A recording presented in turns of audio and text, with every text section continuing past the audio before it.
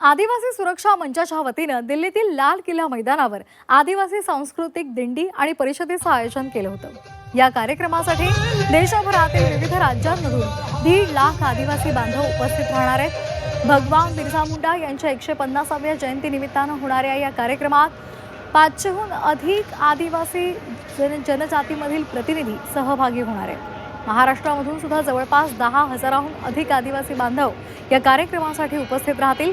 दुपारी 3 ते 5 या वेळेमध्ये विविध मार्गांवरून शोभायात्रा काढली जाणार आहे। या शोभायात्रेमध्ये आदिवासी बांधव आपल्या पारंपरिक वेशात आणि पारंपरिक वाद्यांसह नृत्य करत सहभागी होतील। या पाचही यात्रा लाल किल्ला येथे आल्यानंतर एका भव्य जनसभेचं आयोजन केलं जाईल। या सभेला गृहमंत्री अमित शाह यांच्यासह विविध मान्यवर उपस्थित राहणार आहेत।